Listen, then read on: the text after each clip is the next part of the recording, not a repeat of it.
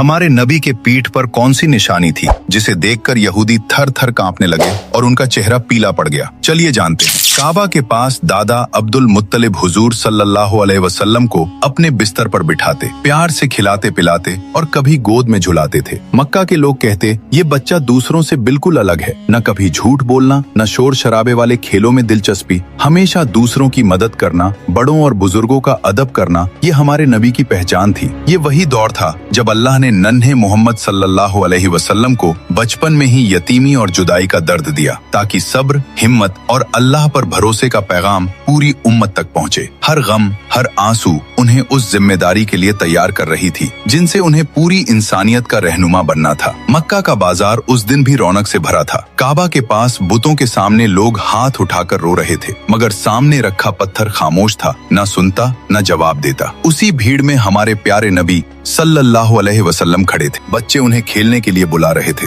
मगर आपकी निगाहें आसमान की तरफ उठी हुई थी, जैसे दिल गवाही दे रहा हो कि ये पत्थर कुछ नहीं कर सकते, अल्लाह ही है जो हर आवाज को सुनता है। उस दिन बाजार में एक यहूदी आलिम भी मौजूद था। उसे तौरात और पुरानी किताबों का बहुत गहरा इल्म था। वो दूर खड़ा ये सब मंजर गौर से देख रहा था। उसके दिल में सवाल उठा, ये बच्चा दूसरों से अलग क्यों है? ये भूतों की तरफ क्यों नहीं देखता? इसकी निगाहें बार बार आसमान की तरफ क्यों उठ जाती हैं? वो धीरे धीरे हमारे नबी के पीछे पीछे चलने लगा। जैसे ही उसकी नजर आपके दोनों कंधों के बीच पड़ी, उसका चेहरा फीका पड़ गया। आपके कंधों के बीच मोहरे नबूवत साफ नजर आ रही थी। यहूदी थर थर कांपने लगा और कांपते हुए कहा, यही वो आखिरी नबी है, यही है वो जिसकी निशानियां हमारी किताबों में सदियों से लिखी है। लेकिन उसी पल उसके दिल में जलन की आग भड़क उठी। उसने सोचा, नबूवत तो हमारी कौम को मिलनी चाहिए थी, ये अरबों का बच्चा कैसे? शाम होते ही वो अपने साथियों के पास पहुंचा, जहां और कई यहूदी आलिम जमा थे। उसने कहा, आज मैंने उसे देख लिया।